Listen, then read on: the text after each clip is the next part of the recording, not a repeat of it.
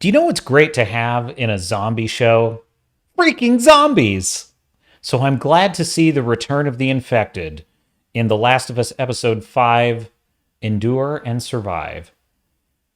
Welcome, sailors and starnauts. I am Captain Garrett. This is Swords and Starships Channel, and this is my review of the 5th episode of The Last of Us Season 1, Endure and Survive. As we saw in the last episode of The Last of Us, the great and feared warlord Kathleen is on the trail of the most dangerous man in all of Kansas City. There are some who call him Henry. And she is on a warpath to find Henry, who is a traitor. And we open with a flashback. This is one thing I will say I do love about The Last of Us show is they do flashbacks that kind of go back and give you context on things that are interesting as the story is unfolding. And I do enjoy that. So we go back and we begin with a scene in which the Kansas City branch of Fedra is being very violently overthrown. And a group of collaborators find themselves at the mercy of the warlord Kathleen. Can I just pause here and say, one thing I really like about this opening is that it contains a little bit of a cautionary tale for anyone who thinks it's a good idea to start setting up systems where neighbors report on each other and start tattling on each other to the government. I think, you know what? There's a good lesson in there somewhere. But anyway, I digress. So we pick up with the overthrow of Fedra, who, and I have to say, I very much enjoyed this scene of the Fedra agents getting what they deserved. So we pick up with Joel and Ellie, who are at the mercy of Henry, and Henry, it turns out, is a Fedra officer who did something very, very bad, and Kathleen wants revenge on him. And so the episode proceeds apace with Joel and Ellie teaming up with Henry and his little brother, who are essentially trying to escape the clutches of Kathleen. Now, here's what I'm going to say about this episode. Finally, Pedro Pascal is kicking some ass, and I'm enjoying it. I thought he finally became Joel. It only took 5 episodes for Joel to become Joel. He's kicking ass. He's a leader. He's calling the shots. He's making smart, clever, tactical choices. He's negotiating at gunpoint. I mean, Joel, from beginning to end, is excellent in this episode. He really is. And I will even say, Ellie has a couple of scenes with Henry's little brother that are pretty endearing and pretty charming. Okay, Sam. Sam is the name of Henry's little brother. There is a scene in this where Joel gets a hold of a sniper rifle. And let me just tell you, you are in for some glorious shit at this point. If you recall, there was the suggestion in the previous episode of something rumbling underground. What could it be? Well, if you watch the trailers to the show, you pretty much have figured it out by now. But in any case, we get the answer to that question, and we get a pretty glorious battle with zombies in this episode, and it's about damn time. I don't know what it is with shows like The Walking Dead and Fear the Walking Dead. You know, I don't know what other zombie shows are there that I'm not thinking of. But it's like they occasionally just wander off the idea of even having it be about battling the zombie plague. Now, I'm not saying that every single episode has to be stuffed to the rafters with zombie action. But I just feel that so far this season has been oddly paced for how few episodes I believe. I believe it only has 9 episodes. I could be wrong on that. If that's the case, we are most of the way through the season, and I just feel like we haven't made a whole lot of progress. Yeah, it looks at 9 episodes. 9 episodes, that's all we get. And we lost an entire episode with 2 side characters. Great story, but even so, why? Why throw away? This is season 1. This is your debut season for this. And now I'm beginning to fear that what they're actually going to do is they're going to break up the story of the first game into 2, maybe more seasons. And I don't like that. I don't like that one bit. Because that means that if The show continues to be pretty good. They're going to get us really nicely invested in this, and then all roads lead to a golf club. And I am not in favor of that. I will say this is the first episode I loved, and that had a lot to do. That had mostly to do with Joel. Second thing I liked about it is the title is a clue to what I liked about it. But there is Henry's story is pretty excellent, and why he is the most wanted man in Kansas City is a pretty excellent reveal.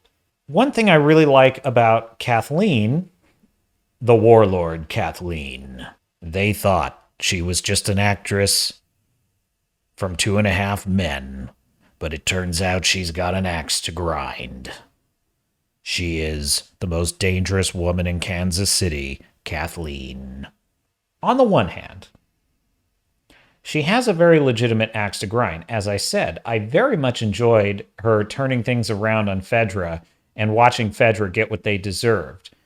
Flip side of that, though, is that if you are on the revolutionary side of a revolution and you manage to get power, how quickly and how easily the oppressed can become the new oppressor, and how destructive that can be. And so her quest for revenge actually turns her into essentially the very thing she was fighting.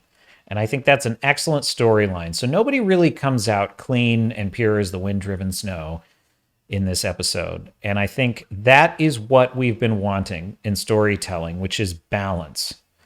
What we've been wanting is two people are arguing and both are right. What we've been wanting is complex moral dilemmas. What we've been wanting is heroes that are doing the right thing for the wrong reasons or the wrong thing for the right reasons. And this show does deliver on that. The ending to this episode is absolutely excellent. I can't tell you what it is, but I will just tell you that they conclude a story arc, a subplot, let's say. They conclude a subplot involving Kathleen and Henry and Sam, and it's probably one of the most moving endings I've seen, and I absolutely hate Ellie's reaction at the very end. The very end of the episode, I feel like Ellie, once again, the way they've written this character, I just don't really feel anything for this character. She hits a lot of right notes in this episode, especially her relationship with Sam is one of the most human moments that she's had in the series. It's kind of one of the more vulnerable and interesting dramas that she's been a part of since the season began. They just won't let her be human for very long. She's always got to be just a little bit tougher than Joel for some reason. And I don't, just emotionally, and it doesn't seem to fit the character and the life that she's led. I think that's what it is. I don't think Ellie is in the show, I don't think Ellie is a very good foil for Joel. And she doesn't seem to have any weaknesses that sort of complement his very well. And that's the thing. When you have two main characters in the show, they have to be able to play off of each other, and they have to be able to complement each other. My overall feeling about the show is it's good. It's a good show. It's pretty interesting. There's been a couple really fascinating moments, a moving moment here or there. But at the end of the day, it's still just another zombie show to me. I think House of the Dragon is an example of a show that really actually started to tug at my heartstrings and pull me along. More than the original Game of Thrones show. I never, even in the early seasons, I was not wild about the original Game of Thrones show because I felt it lacked heart. Ironically, I felt House of the Dragon actually had some heart to it. It actually had, and that really was owing mostly to the character of Viserys, the king, who has one of the most incredibly emotionally moving scenes in any Game of Thrones I've ever seen. And it's like, this show just doesn't have that. It just doesn't have a moment yet where I'm really invested in a character. It did have some badassery from Joel, and I'm here for that. I'm wondering, is it too little too late? 9 episodes. This is 5. Would this show have been better if it were more episodes but a slower burn? I almost wonder about that. Because what if the show could have been more episodic? Because really, when you think about Bill and Frank, and you think about Joel and Ellie coming across Henry and Sam, right? These are kind of two somewhat self-contained story arcs about people they encounter on the road. And I imagine the game is very similar.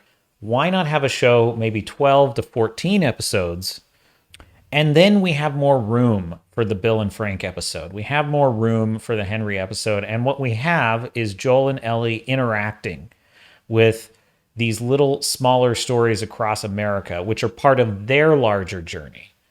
And I think that would have been interesting because part of the problem with this show is we already know what's going to happen with Joel and Ellie. We already know how their relationship is meant to unfold. And there's not really much happening that's surprising us with them. So there's just no dramatic tension. What if they leaned into that? They said, look, most people they're going to know the game. They're going to know what the deal is with these characters. So we don't worry about any of that dramatic tension. We just have it, it's assumed. Watch their relationship is forming. Let the show have more time to develop those mini stories within their journey across America. And that could be super cool because a cross-section journey across America, that's what I liked about the game. I liked the idea of a journey across the vast open hellscape of this wasteland. Fallout, which is an awesome post-apocalyptic game series, is great because you have these open worlds, but the open world is always within a self-contained area. It's Boston, or it's New Vegas, or it's the Mojave Wasteland.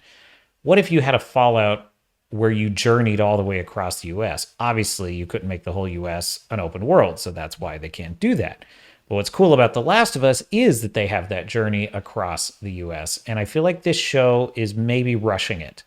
Overall, episode 5, by far my favorite so far. Action-packed, exciting. Joel is the man. Finally, Ellie is still pretty much annoying.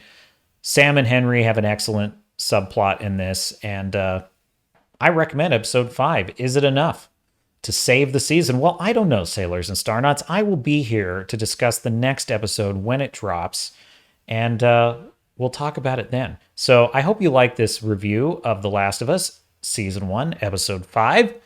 If you did, please do like and subscribe, and I do thank you for watching. This is Captain Garrett telling you, I will see you on the road out there. Make sure to check out my novel series, Blood and Oak. It's available now on Amazon. It follows the sword and sails adventures of Midshipman John Sullivan. When his sister is kidnapped and sold into slavery by the Barbary pirates, this daring young Navy officer embarks on a suicidal quest for rescue and revenge. It's available now on Amazon in Kindle, paperback, and a fantastic audiobook narrated by Travis Baldry. I'm not just giving commentary and commenting on the problems in entertainment. I'm doing my best to be part of the solution, and I would be truly honored to earn your readership and your support. Until then, I say hail to you, hail to the fellowship, and hail to the Iron Age of entertainment.